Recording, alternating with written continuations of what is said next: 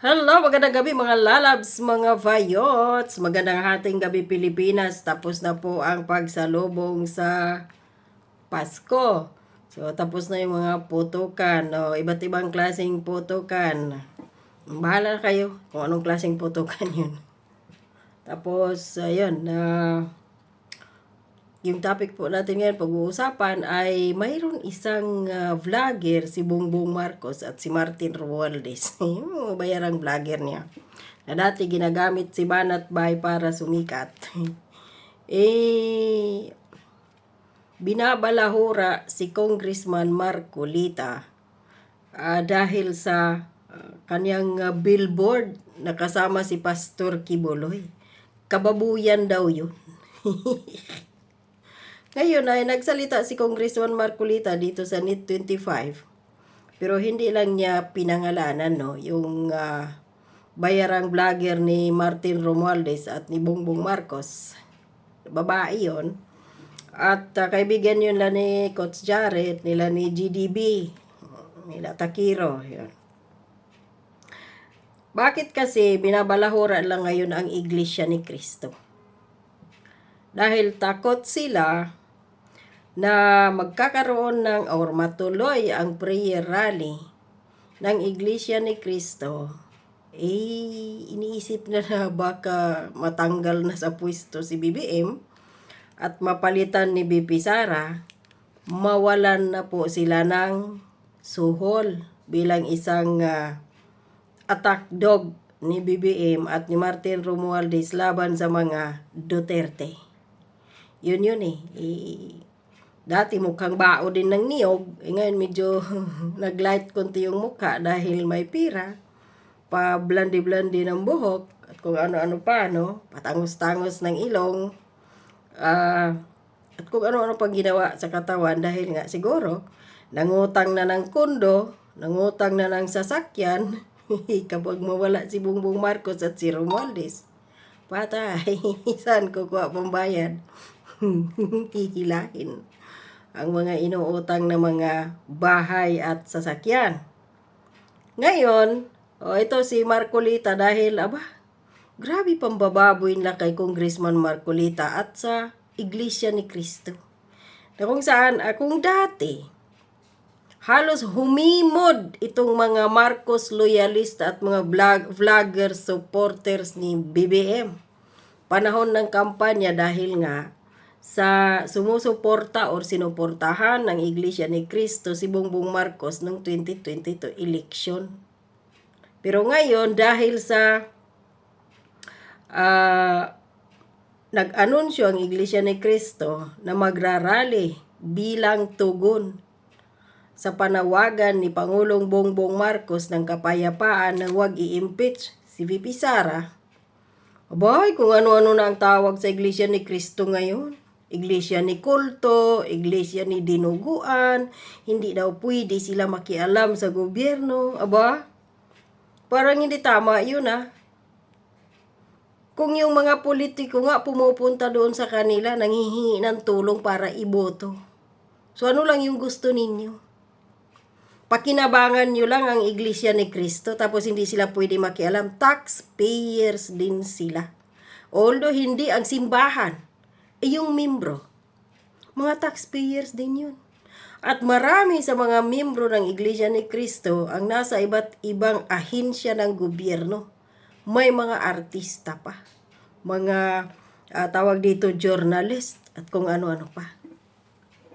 Nagbabayad yun ng tax. Paano sila hindi pwede makialam sa gobyerno kung nakikita din naman nila na ang gobyerno ngayon ay walang kapayapaan, sukdulan ang pagnanakaw. Ito nga hindi pa nabusog si Bongbong Marcos sa 2025 6.3 mahigit trilyon na budget, mangungutang pa sa first quarter ng 2025 ng 621 billion local debt. Or yung local na mangungutang siya sa mga local sa Pilipinas. Paano hindi mag-react ang Iglesia ni Cristo dyan? Naapektado din yung mga membro sa pagmahal ng gasolina, pagmahal ng bilihin, pagkain, kuryente, tubig, lahat na.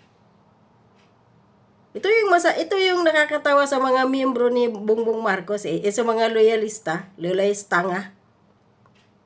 Kapag kinabangan lang ninyo, gaya ni BP Sara, gaya ng mga Duterte dati, masaya kayo.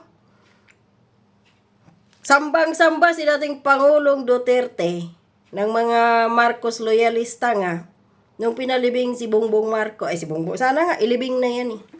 Sana mamatay niya at ilibing. Si Marcos Sr.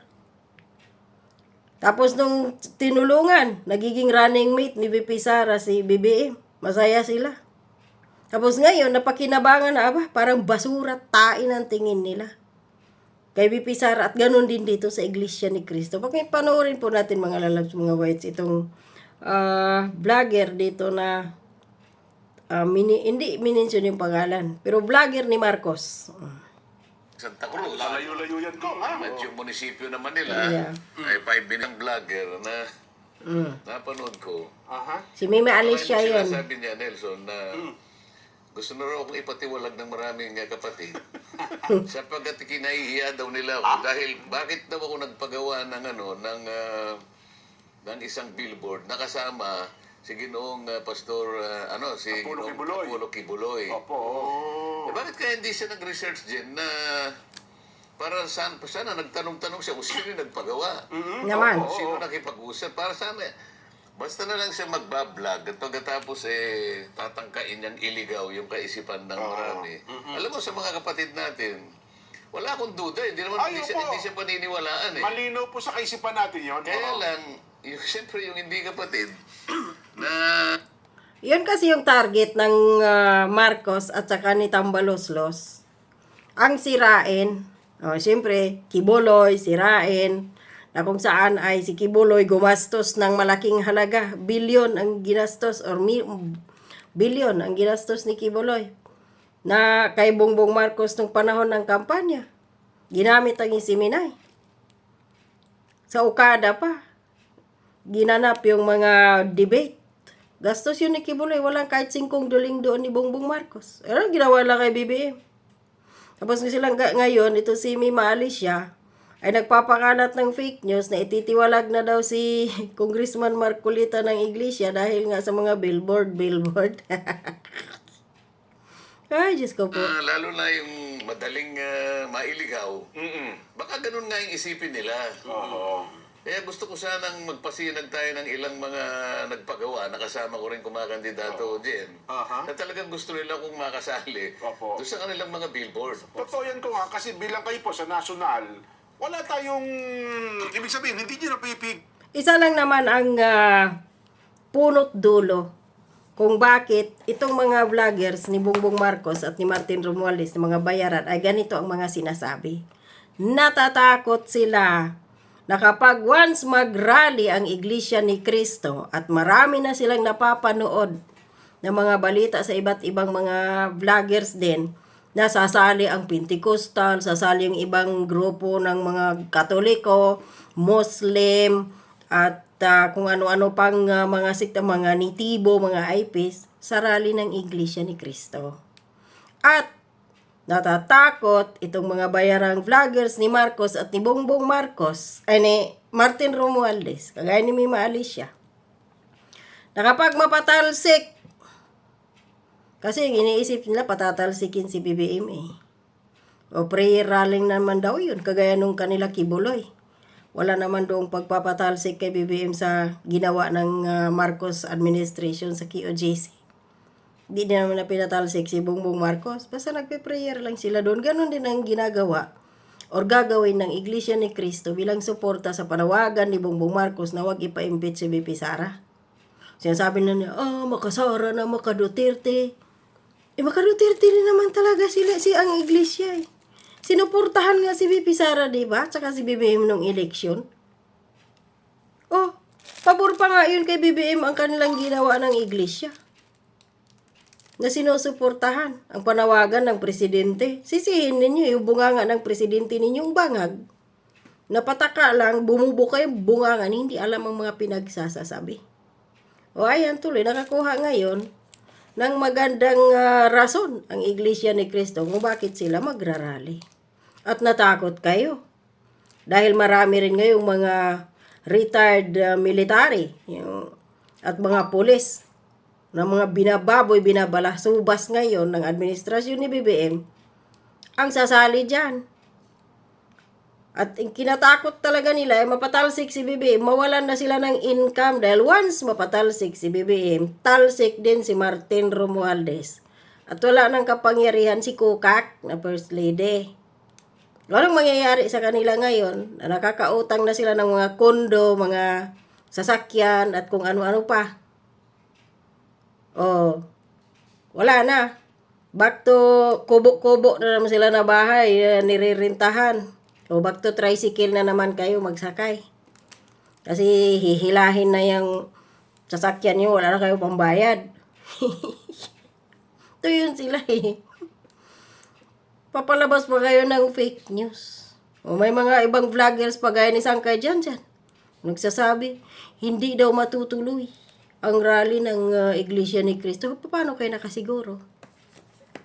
Ng Iglesia ni Cristo, hindi matutuloy kung hindi din itutuloy ang impeachment kay Bibi Sara. Pero kapag ituloy ng gobyerno ni BBM ang impeachment laban kay Bibi Sara, tuloy ang rally. Humahanap lang sila ng panahon. Wider-wider lang yan di ba? So, huwag kayong pakampante. Takot kayo, nawalan kayo ng income. O problema na ninyo yun. Bahala kayo. Basta, kung matuloy man ang rally, sumaman lang kayo, mabuti pa. At huwag kayo magpalabas ng fake news na yan na ititiwalag si Marcolita. Nagtatawanan lang kayo ni Marcolita. Bogok na vlogger ni BBM. Diyos ko po. Huwag naman ganon. Nang dahil lang sa pira, nalunod kayo sa isang basong tubig.